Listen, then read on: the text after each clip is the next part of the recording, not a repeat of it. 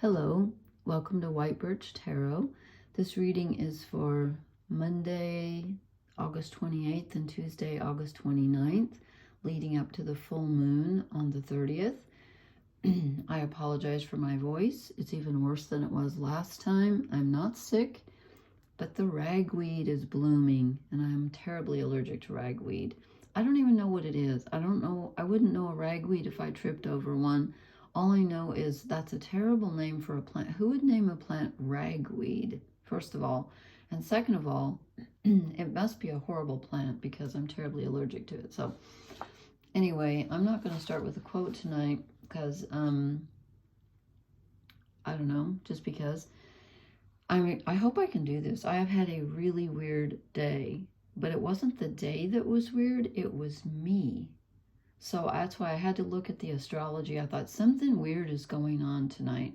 And in fact, there is. And some of it just happens to fall on certain places in my chart. So hopefully you have gotten your chart free from astro.com. Again, I'm not affiliated with them or anything, but you can go on there. And I'm really serious about teaching these astrology classes and posting them, and I'm trying to decide whether to do it live so you can comment or just put a couple on here. I don't know how basic to start. I think I might start really basic. So if anyone wants to leave me a comment, I'd like two pieces of information. One is, how basic should I start? Should I start with like just basic, like this is the glyph for Saturn, this is what Saturn rules, this is, that basic? And I guess I could, and then, I could just keep going on up. The other thing is, if I did do a live, what would be a good time? I'm in the Midwest of the United States. I stay up late, though. So if I posted at like 2 a.m. here, I think it would be about 8 a.m. in Britain. I'm just using that because to give me a base. I don't really know. My geography is terrible. I'm time challenged. So if anybody would like to leave me a comment about what would be a good time, I'm thinking weekend maybe for people who work. I don't know. So just let me know. And when I read about how to do a PowerPoint online, it just makes my brain hurt. So that's why I thought it might be easier for me to just go live and just, post it and then put it up there. And then I believe it stays up there so you can watch it later if you don't catch it live. So I might just do that because honestly, I'm just not technologically great at this stuff. But so anyway, to get to the astrology tonight, the moon is sort of, as we speak, we're approaching the full moon in Pisces, which is on the 30th. So that would be Wednesday. It's at 1 degrees Pisces, and I just realized that it is conjunct Saturn. Not exactly, they're like 4 degrees apart, 3 or 4 degrees apart. That's close enough, okay? That's going to be interesting because Saturn doesn't really like to be in Pisces. Saturn is structure and responsibility and, authority and time and, 3D reality. And Pisces is the opposite. Pisces is the collective unconscious and the imagination and dreams. And so for this full moon to be in Pisces and then poor Saturn is like, I just wonder, I could just picture Saturn like a stone, like actually floating through the water thinking, help, help, I've become unmoored from my, I don't know, I think it's going to be interesting. So tonight, the moon is moving. It's at the tail end of Capricorn, so probably by morning it will be in the 1st degrees of Aquarius. So hopefully if you have anything there in your chart. The planet Uranus tomorrow, which is, basically tonight because it's after midnight. I'm doing this Sunday night late. Uranus is going retrograde in Taurus, and I don't know how I missed that, or did I say that the other night? And I was going to look at my paper because I think I said something wrong. I think I said Mars was opposite Pluto. Let me find this here just real quick. I did. No, I didn't. I said it was square. I said Mars was square Pluto. It wasn't. It was trined Pluto. it squares Pluto, I think, in a month. So I made a mistake. It was in Virgo, and Pluto's in Capricorn, so that's a trine. That's 120 degrees. That's a beneficial aspect, a smooth movement between Mars and Pluto. And Mars and Pluto are sort of connected because Mars is the ancient ruler of Scorpio, and Pluto is the current ruler. So anyway, I apologize for the mistake there, and I forgot to write down when Mars is actually going to square Pluto, but I think it's in like a month, but I'll tell you. So anyway, we have the really interesting things we have tonight is that Uranus is at 23 degrees Taurus, and it's stationary because it's going retrograde tomorrow. That's a pretty big deal. And Uranus rules the collective consciousness, not the unconscious like Pisces, but the collective consciousness. It rules the internet. It rules mass communication. It rules progressive thinking. It rules electricity. It rules all kinds of things. And I'm thinking, if it's going to be retrograde, I just think some weird stuff's going to happen. That's really technical, right? Weird stuff.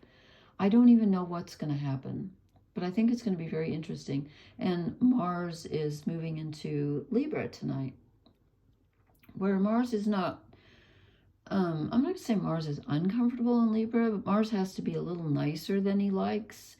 And it puts the emphasis on relationships and harmony, and your energy goes towards thinking about others and balance and harmony and seeking that out. So I think that's a good thing. You know, it cuts down on the fighting. So I'm just really curious to see what Uranus is going to do retrograde. And then I pull these cards, and I was going to do use my ethereal cards, but I just was too mixed up tonight, so I'll do them next time. But I went with my new Welsh deck, and they're okay, but there's a little too much orange and yellow for me, my two least favorite colors. But other than that, they're good. So guess what I drew first? And I tried not to think about these, because the more I thought about them, the more confused I got. So I just thought, stop thinking, just go with your intuition. Okay, we get the Tower again. Again, we get the Tower. And this, you know what? Since I don't know how I missed the fact, or maybe I said it and I forgot I said it, because I don't see the paper I had. Yes, I do. It's right here. Something's wrong with me tonight. I did too say that it was going retrograde Monday, Uranus. Oh boy. Well, no wonder we got the Tower. Hello, the Tower is Uranus, but it's also Neptune. It's kind of both. So here we go with this sudden, when Uranus rules sudden change, and when Uranus is going retrograde, I'm just wondering, what is that going to make everything like not change, or are things going to go back? I don't know. I just think it's a really interesting energy, and I'm going to pay attention. I feel very strange tonight. So we get the Tower again. Something is going to change. It just is. There's going to be a change either in our perspective or our life circumstances. It's in Taurus, which is, Earth. It's reality. So, and again, I'm not trying to scare anybody. It's not like, you're not going to have a sudden accident or something like that, but something's going to change, or we might hear something on the news. And tonight I almost feel like I want to go up and down rather than across. So the card that I drew below it, the two major arcana, are they the only two we got? Yep. One is above the other. I don't like the light in here. I may have to get a lamp. We get the universe, which in the other decks is called the world. And I think this is really interesting because it's frozen, which made me think of that Robert Frost poem called Fire and Ice. If you've ever read that, I should have written it down, but it was too long. Something about, some say the world will end in fire, and then something about fire and desire. So he thinks that he goes with fire. And then he says something about, but for those who think the world is going to end twice, and I'm paraphrasing, obviously, I'm not saying the poem, he thinks that ice would suffice because, I forget, I shouldn't have gone there. Okay, anyway, it's interesting that this is the culmination. It's card number 21. It's the last one in the major arcana. So it's the end of a cycle and the beginning. You have to end the cycle in order to begin a new one. And I just think it's so interesting that the end of the cycle, they have it frozen. I'm like, well, okay, how do we move on if it's frozen? I should have brought the book up. Although the book really just gives the Welsh mythology, it doesn't explain the card. And I know what the World card is. It's the end, literally the end of a cycle and the beginning of a new one. So you know what? Something is going to change. Really, I mean, it really is, and it could be. Since it's in Taurus, it could be, I feel like this sounds really mundane, but it could be like a daily routine. Like maybe there's something that you've been doing that you've been wanting to change up and you haven't been able to. And then all of a sudden you just get a wild hair and you say, I'm just either not going to do this anymore, or I'm going to start doing what I said I was going to do, or I said I was going to do this differently and I'm going to do it. And you just all of a sudden you're able to. And then we get the Four of Pentacles, which is just the opposite, because the Four of Pentacles can be stagnation. It's about holding on and refusing to let go. It's kind of the stingy card. It's like stagnation. And so I don't see how that fits in with change, but what this is telling me is that we could be feeling a little bit resistant to change, but the change is bigger than we are. So even if you don't feel capable of it on a personal level, you don't have to. It's going to happen anyway. And I'm not trying to scare you, but this might bump us out of our stagnation, because below that, here, how many times have we drawn this in the last, several readings? The Five of Wands, it keeps coming up over and over. This is arguments. This is someone blocking us. This is us feeling blocked. People not agreeing with us. This is discord. Excuse me. And so perhaps Mars moving into Libra will help resolve this, because that's harmony. Because we need some harmony. So we have some stagnation and holding still. And then we have maybe other people are trying to get us to do something that we don't want to do. And then we get the Two of Swords, which is more stagnation. This is feeling torn between two choices and not being able to make up our minds. So here we go again with the feeling like caught between two opposites. And again, I talked about Aries and Libra, the North and South nodes. And we just have a lot of opposite energy. And I think this full moon coming up in Pisces conjunct Saturn is going to be very interesting. Speak of the full moon, there she is. I hope you can see the moon where you are. It's gorgeous here. It's not quite full, but it's gorgeous. So we have some indecision. And Mars in Libra, Libra's a sign of indecision, because Libra wants to balance so badly.